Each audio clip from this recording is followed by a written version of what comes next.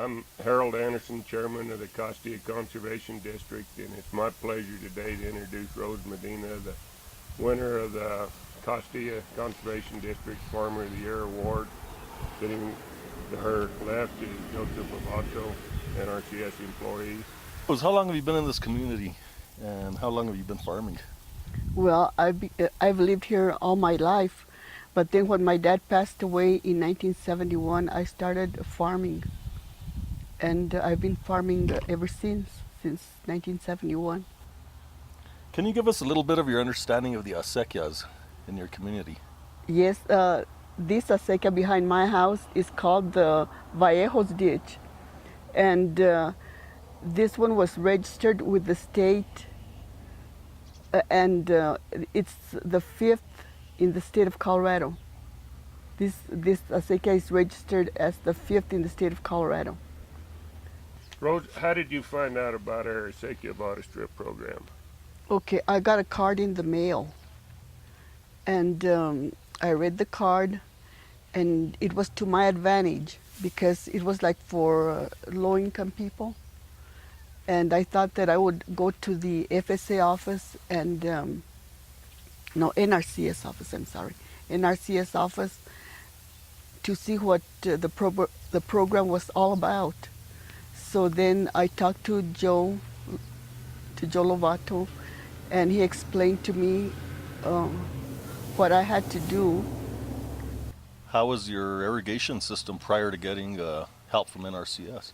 It was very poor because I just couldn't hold the water. I used to try to hold the water with tarps, and I just couldn't. I had to do a lot of walking, and I just couldn't do that. That's why NRCS was so kind that they started helping me with these irrigation structures.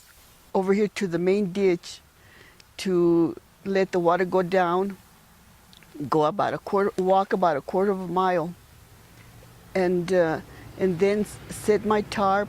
I had to walk back and put the water back on the ditch to be able to irrigate.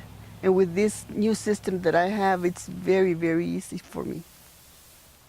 Good, glad to hear that. Rose, how many acres of ground do you have under your control, and what are the uses of it?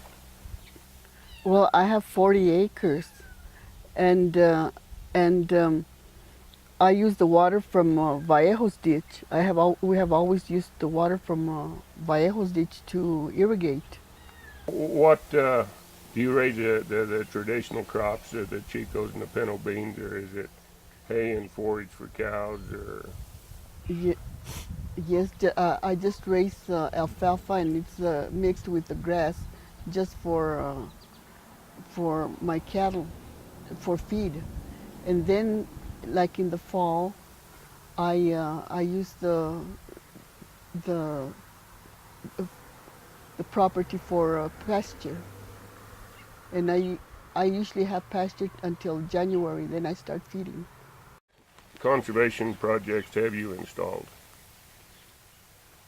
Well, we installed the irrigation structures. The divergent structures? Yes. And then 2 cross fences that I couldn't keep my cows in my yard. They used to jump all over, and now with those fences that I have, those fences really, really help me. The 2 cross fences.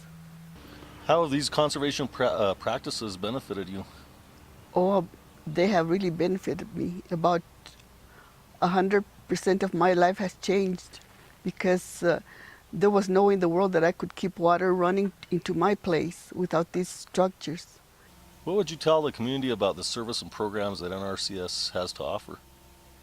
Oh, I would really tell them to go and contact the NRCS office to see if they can get some help the way I did. Because when, like in this community, it's a poor community.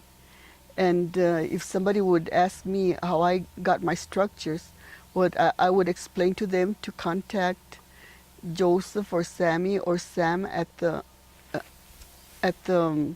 NRCS office so that they can get help to to build structures the way I did. Well, thank you, Rose, and once again, I'd like to congratulate you on being selected the Conservationist of the Year, and that's on behalf of the San Luis Field Office, Tracy Miller, Ray Jakoski, Sam Santisteban, and myself, along with the Conservation District, Jan Goutreau, who's the clerk, and Harold and the rest of the board. Thank you very much. Congratulations. And thank you for everything, for helping.